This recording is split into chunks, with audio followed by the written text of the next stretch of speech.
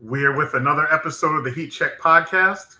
Thanks for joining us. I'm John Devine. This is Anthony Chang on a trade deadline day, but not NBA trade deadline. So it's You just the scared me for a MLB one. second. I'm like, did I forget the trade deadline day? I mean, No, we wish, but we've had enough deadlines in the NBA lately. So yes. let's talk about it. Since we last spoke, LeBron made his decision. The decision did not come here. Unfortunately, we'll talk about that, whether you think that's a good thing or a bad thing. What does the Heat do now, and how we think the East sets up now. So, first and foremost, I think a lot of people were surprised LeBron ended up going to Philadelphia to join a team that offensively looks pretty stacked. Yes. You have Maxey, you have oh my goodness, and they also traded him for who? PG-13, Paul George, 36-year-old Paul George, who keeps getting injured left and right and center. But that's what they traded. And most importantly, LeBron signed for next to nothing. So you're the expert. Let's let you break it down a little bit before we talk a little bit more about this. Yeah, I was a little surprised at first, for sure, because I think this proves nobody knew anything. Like LeBron keeps it pretty close to the vest, right? Only a small group of, his family, maybe his agent and a couple other confidants know, what he's thinking, where he's leaning. And for the days leading up to when LeBron made the decision, the Heat seemed like the clear front runners. You looked at the betting odds, all like there were clear front runners. So obviously Heat fans got their hopes up. I think there was a narrative built that he was coming to the Heat. And, I even think, there were some Heat people that thought there was a good chance, I think, that he might go to Miami. But in the end, you look at the decision, you look at he's leaving the West Coast, right? It is not a family decision. He said that. He's going to the East Coast, and if he's going to make that decision to leave his family for a year or two, his wife and his daughter sounds like they're going to be still living on the West Coast most of the time, and his daughter goes to school there. She's a good volleyball player. That he wants to win a championship, right? If he's going to do that, if he's going to uproot his life to move and change lifestyles, he wants to win a title. He thinks Philly gives him the best chance. They probably do, right? Right now, they're the best team on paper. They have Maxey, like you said. They have Edgecombe, they have Jaylen Brown, they have Joel Embiid if he's healthy. That's an all-star starting lineup, right? Especially if Edgecombe keeps developing and has got better this year. That's a really, really good starting lineup. And I think more importantly, for LeBron, he's 41, right? And I think so much was made, and I agreed with this. The Heat probably needed LeBron the most of all those teams that were going after him. He would have fit here. They need his skill set. They need playmaking. He would have run the offense. He would have kind of been the point guard for this team. To help take some of the pressure off of Giannis and Bam. But it was almost like maybe the fit was too good, like he needed him too much at 41 years old, and he's going to a spot now where he can kind of pick his spots. He doesn't have to be the guy every night. He could take back-to-backs off. They still have a lot of talent that they'll be okay. With the Heat, they almost need him too much, and at this point of his career, it might have been maybe a little bit unattractive to LeBron for that reason. That's what I kind of came away after thinking about the decision and like reflecting on it. Those are my main takeaways of why I think he did what he did. We say that though, but I think the fit we keep talking about is offensively. We like to talk about the fit offensively. One, yes, we know on the court, LeBron is pretty much a genius. He can fit in anywhere, but being off the ball was something that was relatively new to him since Luka showed up in LA. I don't know how much he likes or dislikes playing off the ball. Will it still be, because that's a lot of mouths to feed all of a sudden in Philadelphia. And if you're looking there, but you're also looking defensively. Whatever you say about the Heat, looking at that lineup, we'll talk later about the Heat and what they still need. And we talk about shooting and we talk about playmaking. But defensively, if LeBron takes days off or plays off here, he had a lot of people who could help cover and you guys could scramble. I don't know if that defense in Philadelphia is going to do that, one. And two, you have a very injury-prone guy in the middle who is – you can't replace Maxey per se, but you have enough firepower short-term to take care of Maxey. You can't replace Jaylen Brown, but you have enough firepower because you have Maxey. But Embiid's skill set is so different from everything else. That's the one thing you can't replace. And since you can't replace it, and then all of a sudden the load may go on him again. Yeah.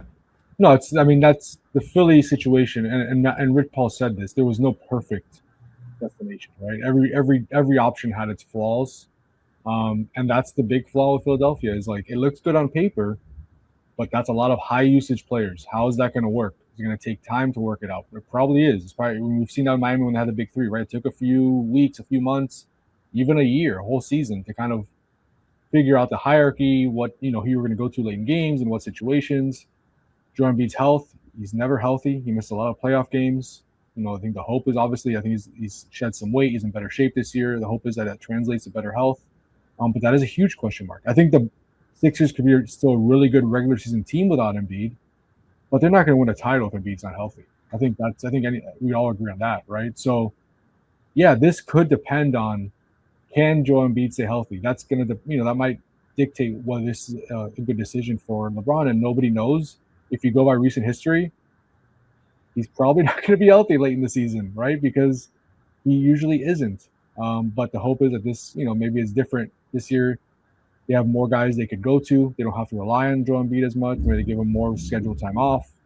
We'll see. But yeah, I agree. Like looks good on paper. If it works out, it could work out really well. But it could also, we've seen these situations where it doesn't work out as expected. Look at the Clippers, right, with Paul George and Kawhi. Everyone thought that was going to be a contender for a long time. They really never, even went to the finals.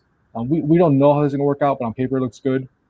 And we'll see what happens with Joel Embiid. But yeah, I agree. But there are question marks with the Heat too, right? If you went to the Heat, it's like, is that enough? Is Giannis and Bam and LeBron enough in this Eastern Conference? Is Giannis going to stay healthy? He only played in 30-something games last year. So there's health concerns with Giannis too. And that's why I say every situation had its flaws, and he kind of had to pick what he thought was the best one. I'm also interested to see how this affects Edgecomb's development, because I remember, I think his first game, he went off for like 30. It was like, oh my goodness, what is this guy? Like on his debut. And you see the skills where he could have the ball and have a high usage rate, put the ball in basket. Now he's going to, and maybe for his long-term development, it's good because he's going to have to learn how to play, quote unquote, sharing basketball, quote unquote, winning basketball, pick his spots. But you're talking a kid 1 year in the league who probably wants to show what he can do. And now he's, okay, you're going to have to take a back seat to Max. He's fifth in line now. Yeah. Yes. And some guys are not good with being fifth in line, or they try and do too much. So it's going to be interesting to see how that works out.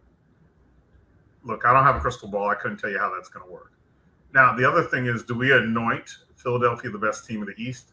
We know the NBA champs are in the East, but do we anoint Philly the best team? But like I said, Embiid puts a question mark over everything. It's just, if you get half the season out of him in the past 5 or 6 years, you probably, look, he won the MVP, less 5 or 6 years ago? You know what you get at his best, but what are you going to get as a total? I guess that's interesting. But let's stack the East up. Who do you see? Do you see Philly as number one? Do you see New York number one, or do you see someone else? I don't think we can say Boston's number one anymore. No, definitely not. I mean, Detroit finished last regular season as the number one team, right? And then in the playoffs, their flaws were exposed. They really haven't done much to improve the roster. So yeah, I think right now I still have to put the Knicks number one. I'm looking at the standings, the conference right now. The Knicks number one, just because they were the champions. They really fit well. We know how they fit. We know the hierarchy. We know what Jalen Brunson can do. He's ahead of the snake. Him and Towns have really figured out like a partnership, and OG and Mikal Bridges have kind of found their spots, and defensively they're very good too. On paper, I think Philly's the best team, but I'll still go with Knicks 1, Philly 2. And then after that, I think it's a big jumble, right? Of Detroit, Cleveland. You can throw Miami in there, Boston, like Orlando, the Hawks, the Raptors if they get Kawhi. Like all those teams, I would not be surprised if they finish anywhere between 3 and 4 or 7 and 8. And I think that's the middle group that is going to be so tight during the season. It could depend on health. It could be a difference between, I wouldn't be surprised if like the difference between the number 3 seed and the 7 seed is like 3 games, right? It's going to be very, very competitive. It's going to be fun. But yeah, I mean, to that point, like even though the Heat got Giannis, if they finish number 3, I wouldn't be shocked. If they finish number 8, I honestly wouldn't be shocked, just because the East is so deep this year and there's a lot of very good teams, and there's going to be some good teams that have to be in the play-in just because of how competitive the East is going to be this season. So I'm thinking about last year in the play-in game. They played Charlotte, who really at the turn of the year, once it hit 2026, the team really turned on its performance. Yeah. Oh, sorry. One thing, JD. One other team I forgot is Indiana. They're going to be very good. They got Halliburton back, and they were defending. And they went to the NBA Finals 2 years ago, right before the Knicks won it this year. Halliburton missed all of the last season. They obviously had a big fall in the standings, but now with Halliburton healthy, and you have still have Siakam, and now you got Zubac, right? That they acquired in the trading deadline last year.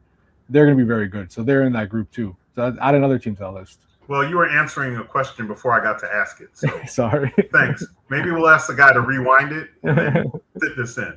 We're not going to do that. Don't worry, Pierre. But what I was going to say is Charlotte was the team that kind of came up out of nowhere last year. I think with Ball being gone, there'll be some growing pains. You see people make a jump, but making that next jump is always difficult. I was going to say that team intrigues me. Indiana, Atlanta, and you're going to think this is crazy, but Washington. I know what you're going to say, though. Washington. Yeah, I agree. Washington has talent. I am so intrigued by Washington. Look, we know Anthony Davis stays about as healthy as Joel Embiid. I get that. But you've got that number 1 pick.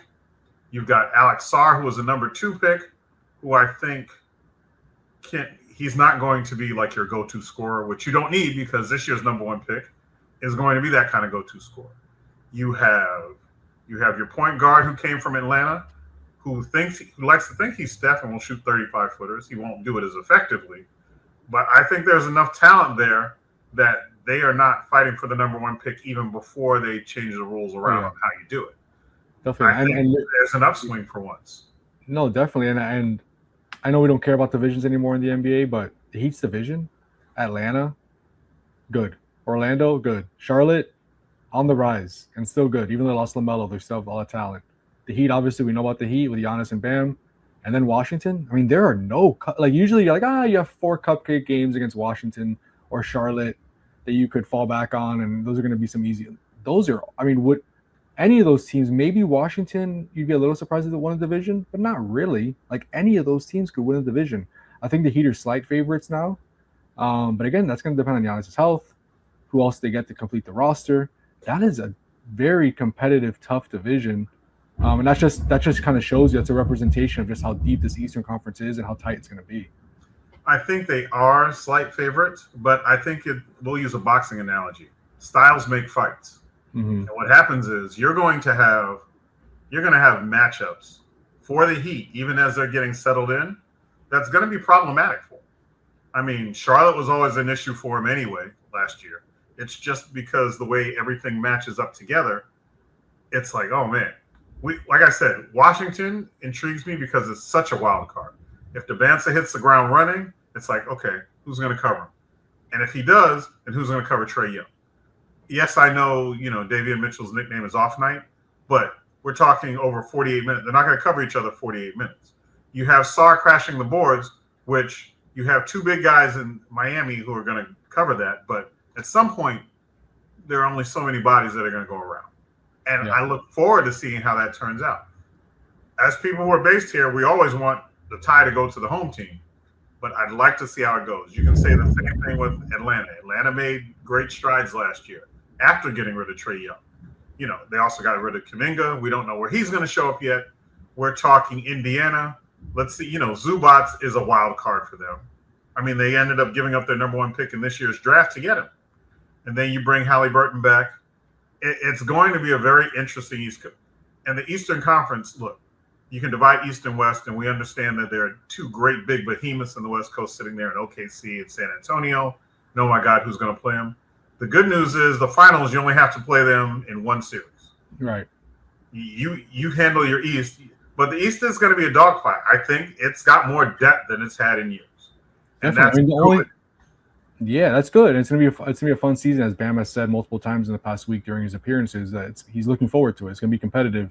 I mean, you look at the 3 teams that you can probably rule out of the playoffs in the East. Like the only 3 are Brooklyn, Chicago, and Milwaukee. I mean, Milwaukee still has some talent, right? I mean, still have like all those Heat guys that they got for Giannis. They have Miles Turner. Chicago has Norman Powell. They have Giddey. They have Wilson.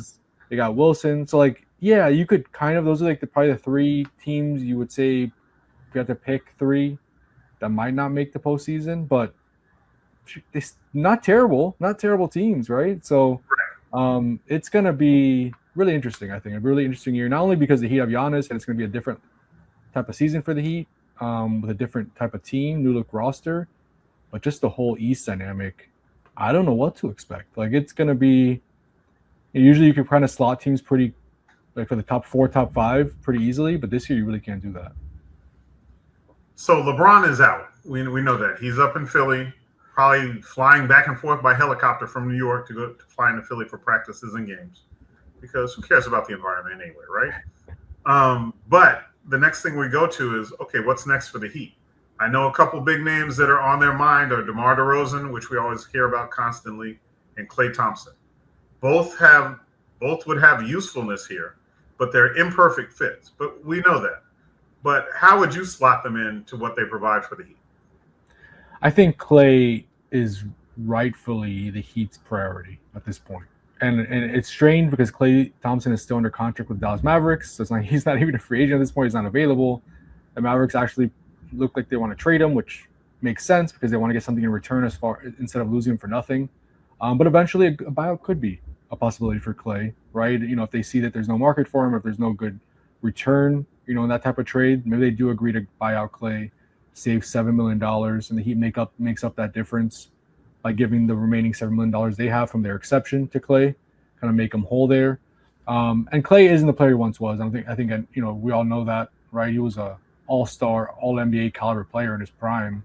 After those injuries, he's lost a step. He's not, a very good defender anymore like he was. He's not as much of a threat off the dribble, but what he can still do is shoot, right? He shot the ball. He shot, I think, 38% on threes last year and almost 10 attempts a game.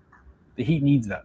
They have a few three-point shooters on the roster already. I know, people have made that correction to people, to those who say the Heat don't have enough shooting. Well, they have Bobby Portis. They have Tim Hardaway Jr. They have Wiggins, who shot the ball well. They have Davion Mitchell, who shot the ball well. But a guy like Klay Thompson who demands the respect of opponents and can truly space the floor because he's one of the NBA's best three-point shooters of all time, and he's going to put him up, right? He's going to put up 10 a game if he's playing enough. That is something that you need on this roster around Bam and Giannis. So I think it makes sense for the Heat to prioritize Klay.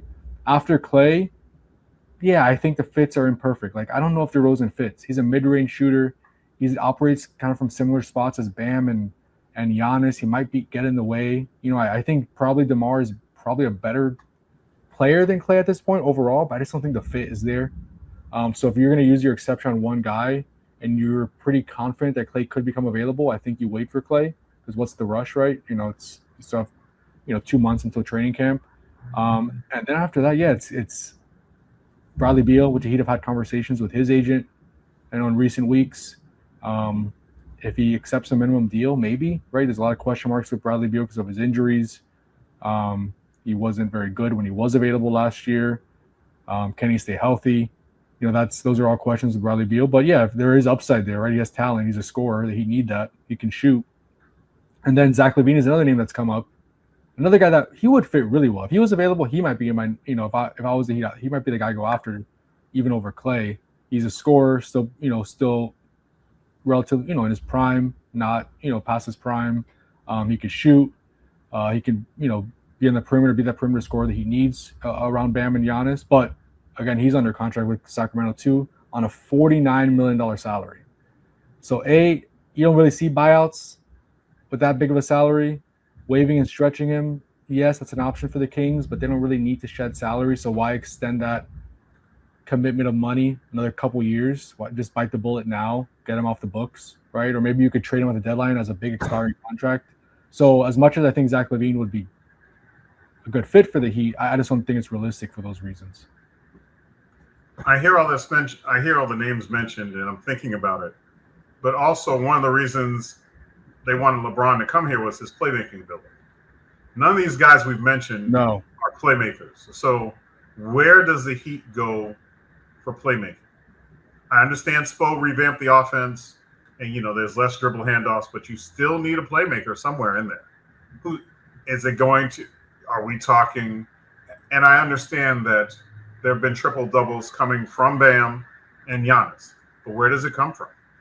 I think it's going to be a weakness this year for this team. I just don't know where it comes. I mean, you could say DeMar is a decent playmaker. He's averaged like 5 or 6 assists last few seasons, but he's not LeBron, right? So I don't know if we're going to get that unless they make a trade mid-season and get a guy that could fill that need. I think at this point, LeBron was the guy that you hoped would agree to come to the Heat and he could help fill that need. I don't see that out there right now. So I think your two biggest needs are obviously shooting and playmaking. There's some shooters out there. You can get Clay, he'll fill that, but I don't know if playmaking is out there. So that might just be something that this year, at least to start the season, they're going to be short on. And they're going to have to rely on guys like, Bam is a good playmaker. Like you said, Giannis' passing has really improved on double teams. Davion Mitchell's turnover to assist ratio is very good last year. So you have to rely on guys like that to do that a little more than probably you would want to, but you don't have a choice right now. And I know as they were making the Giannis deal, do you think, in your opinion, that was part of the reason they were a little reluctant earlier to trade Yakuchonis? Because I think that's probably I think that was the creativity and the strong suit that he had in the injury that they wanted to keep around. Oh yeah, there's not a secret, right? The Heat didn't want to trade Kasper Yakuchonis, and that's probably one of the big reasons. They knew, like, if you trade him, who's our playmaker right now? Who's that guy that could be that natural playmaker, just kind of facilitate the offense. You trade Kasper to get the deal done. I get why they did it, but I also get why they were hesitant to do it at first, and why they wanted to keep him out of the deal. But then they had to do it to get the deal done. And I guess they say, well, look, it might not happen this year, but we'll figure it out. Like, we'll get a guy that could be the playmaker for this team eventually during this window, but it might just not come now, this offseason. Right. And I think we were talking off air before we started. When these big projects come, it's very rarely the first season it's a done product. Yeah. When Shaq came, it took a year for them to add the right people around him, the right fits. When LeBron showed up in his first decision, it took a year before they won the whole thing, because you have to get the right pieces and the right Ray Allens, the Shane Battiers, those type of guys. Yeah. I think it's going to take time. This is probably, ideally in the Heat's eyes, the worst version of the Giannis Heat is right now, right? You hope that it's only up from here, and if you go based on history, like you just said, the big three, the Dwayne Wade and Shaq teams, like, usually it is that first year, it's not a finished product. It takes some time, and that's the hope now. Again, you look at the way they structured Andrew Wiggins' contract next year, where it goes down in salary, right? They're planning to keep adding to this roster to have some flexibility, some tradable contracts in the future. So this is, yes, it might not be what you want right now, but it's going to get better, I think, in the coming months. And I hope so. Look, they have proven that they know how to add to a top-heavy roster. I'll put it that way. So if they're going to add to a top-heavy roster, which is great, let's give them a little patience. Everyone was on Pat Riley. Oh no, he can't land a whale anymore. Captain Ahab can't. He landed a whale. Right. Now let's see what putting the pieces around him seemed to be a little bit easier than finding the big guy. They're done with the hardest part, right? Like you said, you got the star. If you can stay healthy, you have a top 5 player in the league. I'm sorry for this thunder. It's South Florida in August, early August. Yes, we are going to wrap this up so we don't get struck by lightning. And I am on a patio. I prefer not to die. But all that being said, we are going to check out. We've got a little bit of time before they start training camp, but we will be back. And as pieces are added, like we said, we're sure this roster construction is not finished. We will be back here to comment, so please keep an eye out for Anthony Chang, Barry Jackson. We will have all sorts of people weighing in. This is not a complete roster, and we're not complete either. So we'll keep working on it. And until our houses float away, we will see you next time. Thank you. Stay dry, everybody.